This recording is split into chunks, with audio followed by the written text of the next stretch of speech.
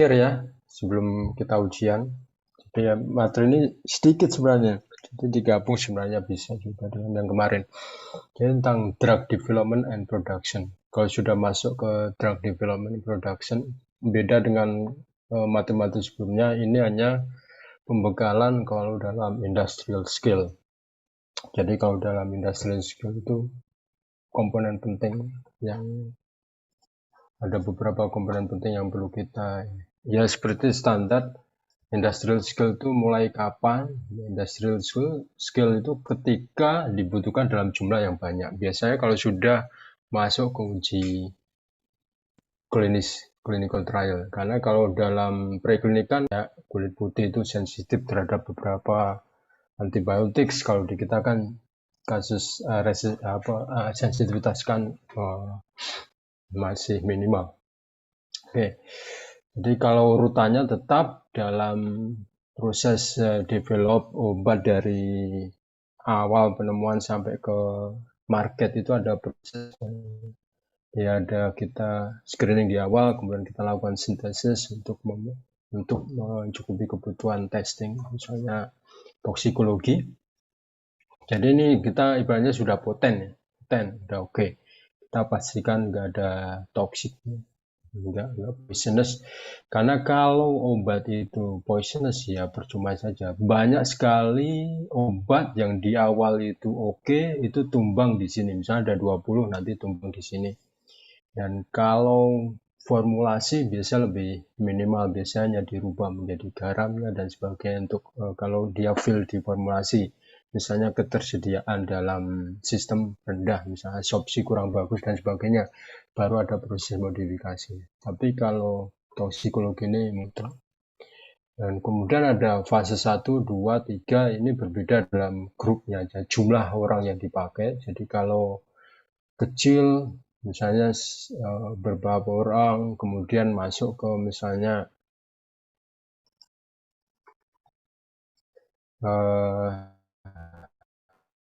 30 orang, kemudian ada 100 orang, ribuan orang, jadi memastikan efeknya obat itu efikasinya sesuai dan toksikologi minimal, kemudian ada evaluasi.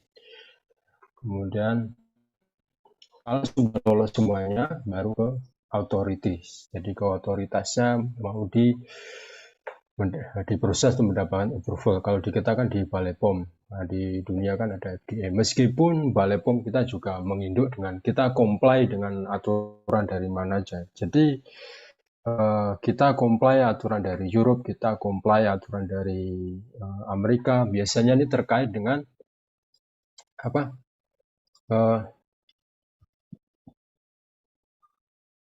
Ekspor, kita misalnya mau ekspor ke negara mana, kita harus comply dengan aturan mereka. Jadi apa ya?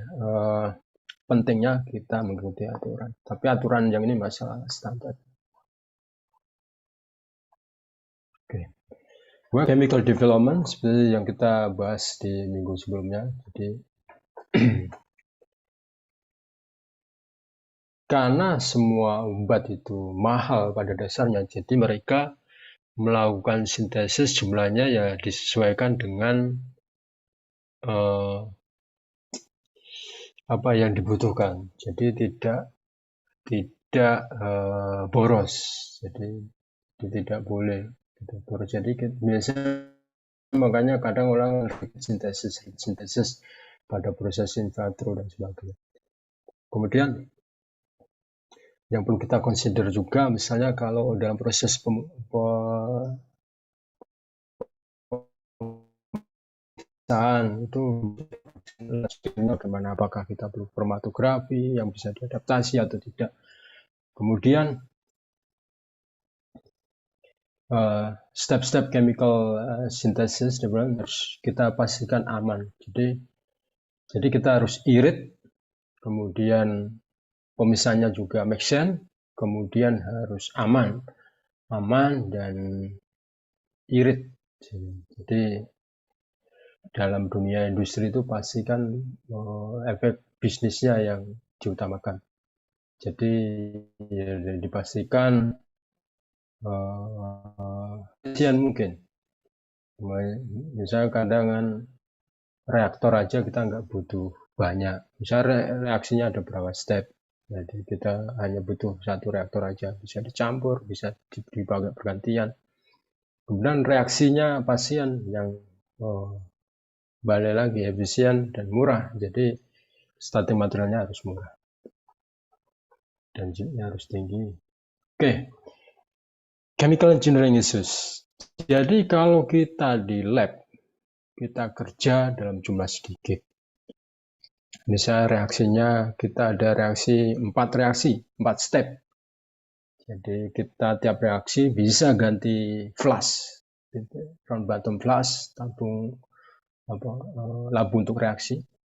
Tapi kalau di industri, ya kita nggak mungkin install misalnya 4 chamber, karena kalau di industri kan bisa 10.000 atau 20.000 liter jadi kapasitasnya. Jadi boros sekali. Jadi itu makanya pertimbangan apakah kita harus bikin beberapa plants atau enggak satu tapi dicuci lagi. Nah, kemudian dalam proses sintesis kalau di lab kan kita ganti flash tinggal dicuci kan gampang, tuang gampang. Tapi kalau sudah 20 liter, 20.000 liter itu sudah jadi masalah. Makanya kadang ada di desain ada inletnya, ada outletnya, kemudian ada mixing. Kalau di lab kan kita bisa pakai magnetic stirrer. Kalau ini kan tidak mungkin, jadi pakai stirrer dari dalam. Jadi kalau kita lihat pada ekstraktor, kemudian kayak bikin adonan kue dan sebagainya pakai mirip-mirip juga. Jadi kalau udah selesai baru dikeluarkan. Kemudian ini pakai condenser.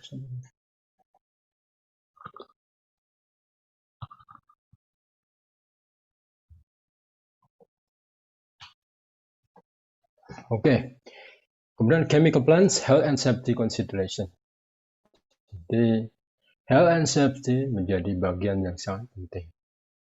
Jadi misalnya kalau di kita kan problemnya, kita kalau di lab itu kan commonnya kita pakai gloves, ya. Padahal kalau ada chemical spill, ada ciprat ke mata kan lebih rawan. Kalau tangan kecipratan chemical, enggak, ya masalah, tapi akan jauh berbeda dengan kalau mata kecipratan chemical.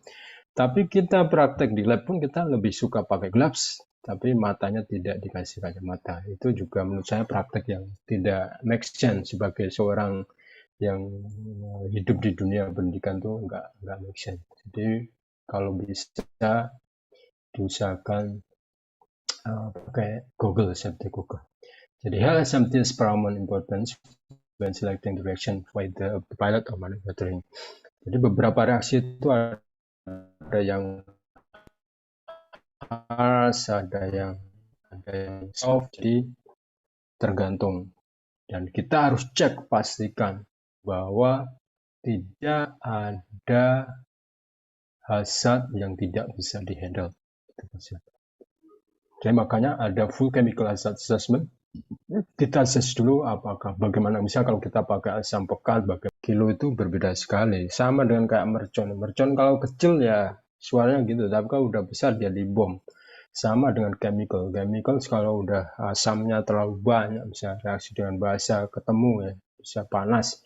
Kalau jumlahnya dikit ya panasnya. Kalau jumlahnya banyak bisa menimbulkan api dan sebagainya. Itu makanya dipastikan safety-nya bagaimana, apalagi dalam large scale. Kemudian sama dengan biological hazard. Jadi kalau kita produk-produk biologik ya pastikan protokolnya sesuai. Misalnya safety, pakai live-nya dan sebagainya untuk mereduce kontaminan atau mereduce risiko. Makanya beberapa lab kan ada beberapa levelnya. Ada BSL 1, 2, 3, 4. Jadi 1 yang non-infeksius, kemudian 2 infeksius tapi tidak bahaya, kemudian 3 itu bahaya, kalau 4 itu sudah really dangerous. Misalnya kita handle Zika virus dan sebagainya. Atau enggak kayak SARS-CoV kemarin. Jadi level-level ini penting di manage dengan baik. Kemudian Sampahnya itu apakah ada sampah yang menimbulkan polusi di udara, menimbulkan polusi di darat, bagaimana? Kalau cairan-cairan terus bagaimana handlingnya? Jadi pastikan tidak ada uh, uh, cemaran yang membahayakan pada lingkungan. Makanya aturan environment itu levelnya beda-beda di antara negara maju, negara berkembang itu beda-beda. Makanya kadang kalau kita lihat kan banyak pabrik negara maju itu diadakan di negara berkembang karena selain labornya juga aturannya juga lebih longgar. Misalnya buang limbahnya bagaimana. Makanya kadang kita harus cermat juga alasan alasan sama dengan kayak alasan uji klinis di negara-negara berkembang itu banyak marak, misalnya kayak di Thailand dan sebagainya, karena kosnya lebih murah dibanding kalau dilakukan di negara maju. Jadi itu kita lihat good and bad dalam drug discovery. Kemudian sintesis quality control ya, karena sintesis setiap stepnya itu berbeda dan kita harus pastikan test step itu berhasil. Kemudian kita harus monitor reaksinya. Sama dengan kalau kita di lab kan kita monitor reaksinya per jam misalnya untuk memastikan semuanya itu kondisinya oke, on the track. Ini tadi bisa dicek sendiri, tidak begitu penting. Oke, ini outline. Oke. Pharmacological and toxicological testing. Nah, ini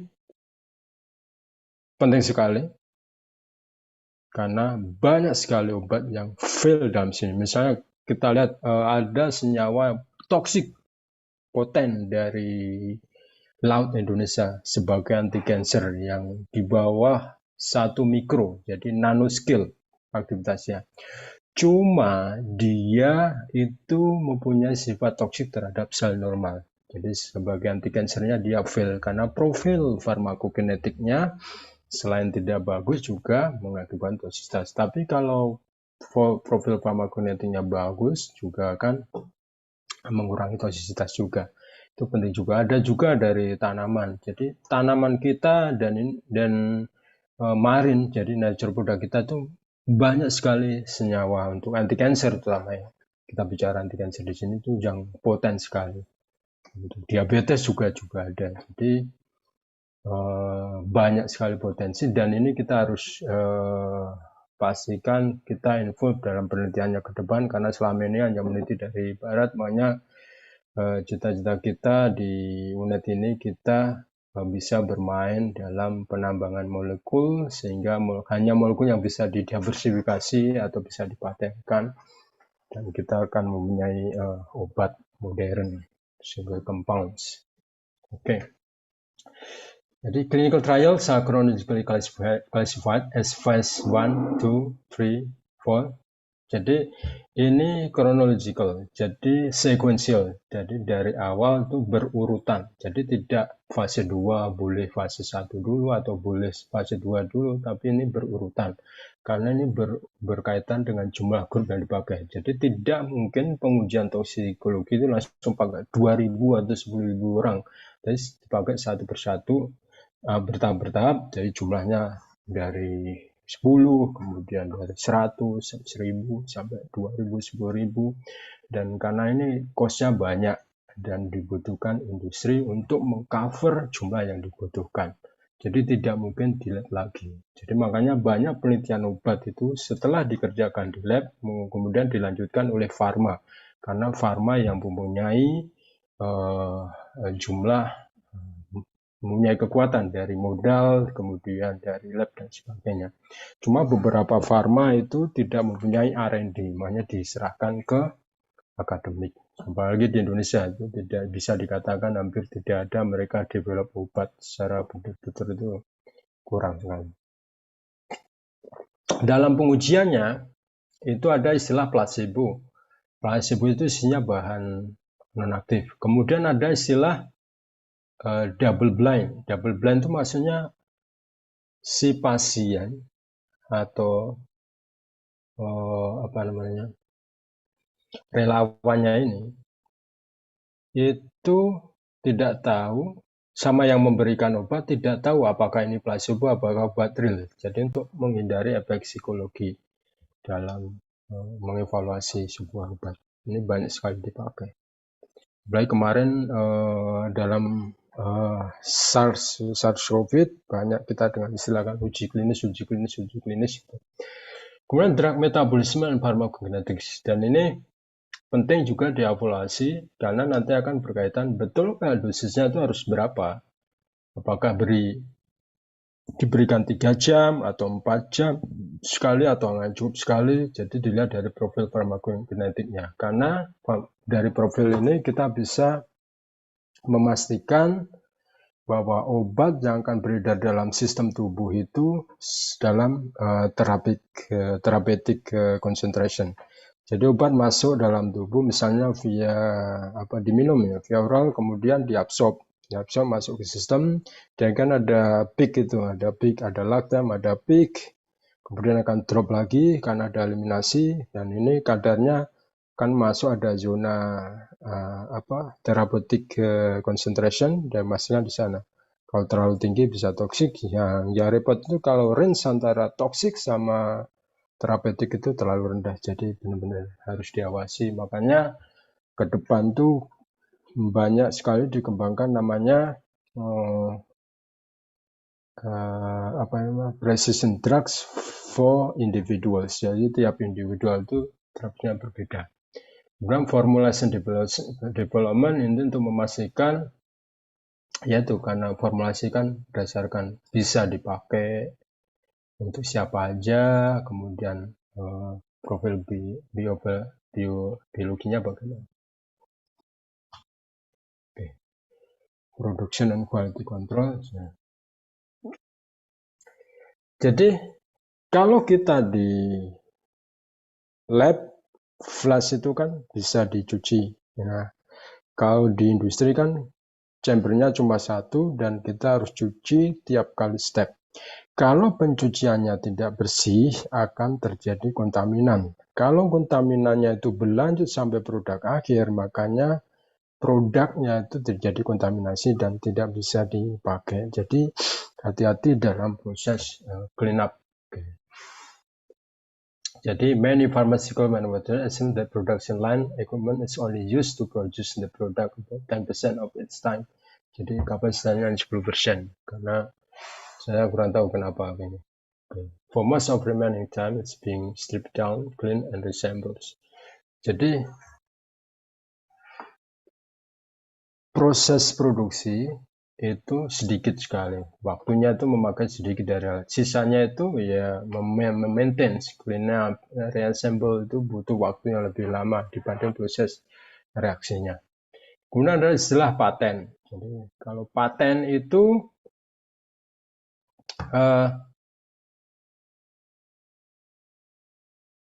untuk memastikan bahwa orang yang menemukan sampai produksi itu mendapatkan hak ekonominya.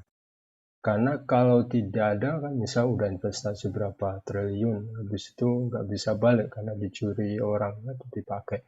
Dan biasanya paten itu umurnya 20 tahun nggak sampai 10 tahun ya. Itu bisa di double check karena setelah itu bisa orang tinggal pakai, tinggal beli mesin aja. Oke, jadi materialnya nggak banyak. Nah, nanti untuk ujian saya itu description sama reaksi kimia. Reaksi kimia yang saya jelaskan kemarin, jadi kayak ether, kemudian ester, amida, lakton, ya pastikan bisa. Selain deskripsi ini. Oke, mungkin itu saja yang bisa saya sampaikan. Nanti ujiannya kapan ini?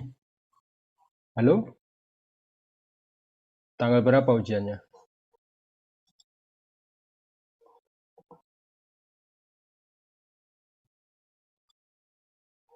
Ujiannya mulai minggu keberapa? Minggu terakhir, Juni atau minggu depan ini? Hari Rabu tanggal 14 Juni, Bapak. Wah, minggu depan berarti ya? Oke. Jadi, berarti ini tiap minggu harus absen juga berarti ya? Oke lah. Jadi itu yang bisa saya sampaikan. Jadi maaf kalau ada yang kurang. Dan yang pastikan ujiannya bisa. Jadi kisi-kisi kemarin yang PPT sebelumnya silakan dipelajari. Oke, terima kasih semuanya. Salam sehat dan